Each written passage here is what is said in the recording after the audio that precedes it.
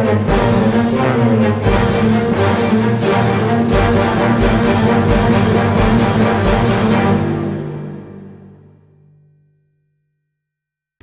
hello there everybody, and welcome to our continuation of our Pike and Shot campaigns as the Swedish Protestants. We are, of course, playing here in the Battle of Bavaria after a astounding victory. I was going to say astounding victory in the Battle of Bohemia a few days prior. So we're going to go ahead, guys, and we are going to commence our attack on the enemy lines here. I'm going to start by just moving up these guys on the left flank.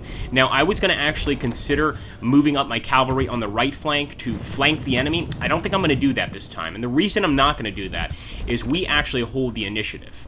So I think that our best bet for victory, and of course you can tell me in the comments below whether or not you agree, is going to be to play defensively. We are, of course, going to have to play slightly offensively, but as defensively as possible. Since we are on the attack, we're going to have to be the ones more or less moving and making all the movements, but that doesn't mean we can play this more straightforward. We can have a more straightforward battle where we're just trying to meet their line as quickly as possible. Of course, I'm still going to keep my eyes out for enemy flanking maneuvers, don't get me wrong, but I think we can avoid them for the most part in this battle. So let's go start moving our guys up. As you can see here, we just want to make sure we have a nice steady line. No marshes or swamps to deal with like we did over in Bohemia, so that's going to help us out a bit. So already we've got a pretty nice line going here. Now these cavalry units, what I would generally do is I would actually turn them towards the enemy over here to the right, flank to the right, and come up here towards the woods. But you know what? There are so many enemy cavalry that I don't even think that's going to be a good idea. In fact, I'm going to be sending this cavalry unit over here to assist our guys, and we're going to go ahead and start dealing with the light hussars. Now these guys, the most annoying thing about the light hussars is their favorite tactic, and I'm sure you guys saw this in the last battle, is to essentially fire at your guys, and as soon as you charge, they retreat. So I'm going to do my best to get them in time, but I'm not going to chase them for too long. That would just be a mistake. Let's keep moving forward with the rest of our Finnish Hakkapeliitta. They did not die that last game, which is amazing. The fact that we still have Finnish troops, Finnish pike and shot, and all this stuff is pretty amazing. And these Finnish Hakkapeliitta are incredible cavalry. So let's go ahead and end our turn here, see what the enemy's going to do, and let's see if they're going to also possibly do a counter-offensive approach and try marching towards us. That would be great. I would actually like that, because that takes some of the strain off our army. Let's see. All right, looks like they're thinking about what to do. They're definitely going to be moving these horsemen over here on the right side. They have to. Yep, sure enough. There we go. Exactly what I expected them to do. With the hussars, they're going to open fire. Residual shooting phase. Melee phase, no melee phase, and it's once again my turn, so they're not moving anywhere. However, we're going to try to catch them, and I'm going to try to catch these guys with the light cuirassiers first. 64% chance of a win, but they're going to run. Let's take a look. There we go. Evasion. And remember that the troops can't always evade. Sometimes they'll actually fail the evasion check. I'm not sure what decides this, but in this case, they are evading and they're succeeding in it. And I don't want to fall for the trap and get stuck over there on their right side. They can beat us pretty easily with cavalry in this battle. So we're going to do everything we can not to make this a cavalry battle. Like I said, we're going to be very defensive in our approach. So here we go. We're going to leave these guys here. That's it. If the enemy wants to approach us, fine. But I'm not going to charge into that cavalry line. It just doesn't seem like a smart idea. We are going to, however, continue moving forward with our infantry, and we're going to try to make this the crux of our hammer to break the back of the Imperials here. We're going to keep moving forward. Here we go. I don't think the Imperials are very happy with us. We have caused them some severe defeats, obviously crushing them earlier in the Battle of Bohemia, and now we're in Bavaria, the neighboring province, and if we can beat them here, that's going to be 2 massive victories in a single day, and that would certainly help our cause here, help our cause of war. Let's keep moving the rest of these guys up. What about these cavalry? I'm actually going to have them move up here on the left flank. I was going to say send them to the right to support those guys, but maybe not. If you guys think I should, you can always post down below. I appreciate the advice, but I think right now I'm just going to go ahead and move them up normally. And let's see if we can move any of our guys on the right flank. This is going to be a flank we've got to learn to exploit. Despite only having commanded shot here and a few, I guess, dragoon units, would that be? Yes, dragoons. We've got to find a way to exploit this zone, because the enemy has very few defenses here.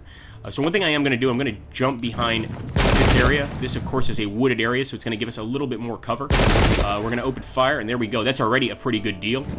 Let's go ahead. Raise your pistols, boys. Another shot. We'll move up these guys and open fire at their dragoon unit. In fact, I should be opening fire at the commanded shot, because the dragoon unit will eventually deal with him, but we want to focus fire on one unit for this particular attack. So I'm going to go ahead, I'm going to open fire on the commanded shot again. Once I get these guys here, I'll start opening fire on the cavalry. And one thing that does worry me is if they start charging with this cavalry on this position. I'm not sure if I can hold it off, but we'll see. Of course, we may be a little too confident in this battle, you know, with our last victory. Maybe we'll end up actually losing this battle because we're overconfident. But I certainly hope that that's not the case. We've also got, oh yes, one more horseman unit on the way. Sorry about that. And let's end the turn.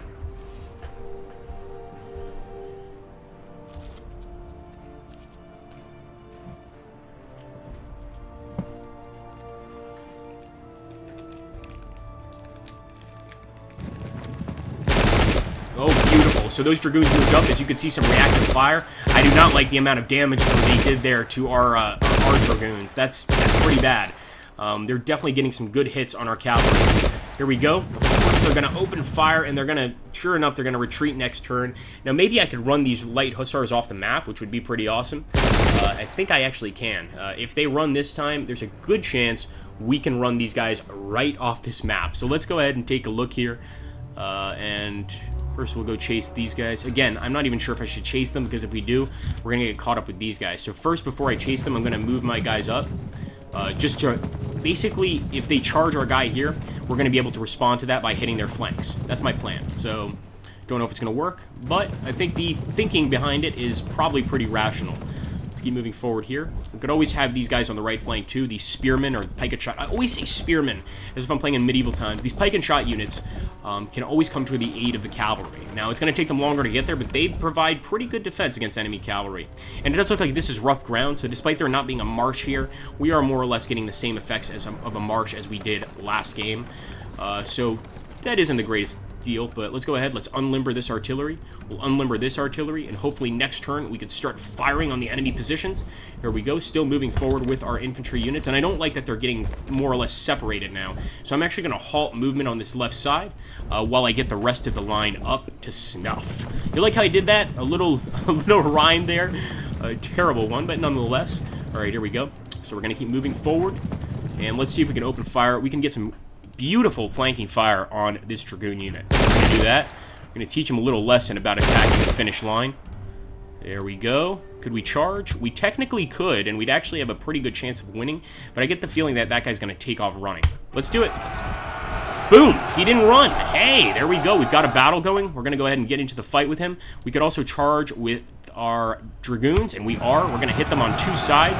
So we've now got this cavalry unit being hit from two different locations. Can we run these guys down? We can. I knew this left side was going to be an important part, and I certainly hope we know how to exploit it. Because if we can exploit this left side, we can win the battle. It's that easy. We'll come crashing in on their right, and it's battle's ours. I mean, pretty simple, basically. So let's go ahead and actually end the turn here and see what the enemy's going to do. Like I said, I'm not going to give chase here. I will give chase to this unit. Oh, you see I screwed up there. I wish there was a back button. There really should be for people like me that are so clumsy that we often make mistakes like that.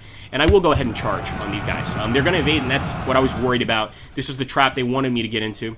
I should have known better, but I didn't. Let's actually start moving. If we can move these guys up a little bit more, I will. Yeah, I'm definitely going to move them up so that they can react to the enemy trap in case it falls on us. But they can easily hit this guy head on and from the flanks, and we want to be there to intercept that if we can. So let's go ahead and get our guys up here. And we shall end our turn. And once again, we're going to see what the Imperials are going to do here. I hope they start moving forward with that infantry. I don't like the fact that they're on that hill at all. But, like I said, maybe nothing we can do about it. Alright, enemy Dragoons, equal terms with our commanded shot. And that's what I expected at first. There we go. That's what I'm talking about. Our Dragoons got a wonderful charge there on the enemy Dragoons. They're disrupted now. They're concerned that they may not be winning this battle and that perhaps they bit off a little more than they could chew. But let's see if that's actually the case. So here we go. The enemy is moving forward. Interesting. Looks like they're only moving one unit of pike and shot with a light gun attachment forward. Oh no, they're moving the rest of their infantry as well, guys. And here we go. So the enemy is on equal terms, and I'm guessing what they want to do is get us caught and stuck on that rough ground so that they have a better chance here at defending. At least that's what I think. I'm not 100% certain on that, but if I had to make an assumption, that would be it. So there we go. They're also sending their cavalry on that right side. their right, our left. And what we have to keep doing is just keep pounding away. We've got a lot of commanded shot there, and they can deliver some pretty nasty blows to the enemy. But this is truly going to be the setup for the battle itself. As you can see, they're getting all those cavalry units in position, and I'm thinking we should be able to hit them fairly easily with a nice charge to their right flank. Let's hope that's the case. Let's see what happens here. All right, once again, a nice opening fire there by the enemy commanded shot. Luckily, the enemy commanded shot actually charged our unit, and we fragmented it. Sadly, it did not break. That would have been too good to be true, but it is pretty badly fragmented. And let's see if the enemy's going to charge the cuirassiers. They may not. They may be waiting for us to make the charge, which would be even sneakier than anticipated. There we go, opening fire, disrupted.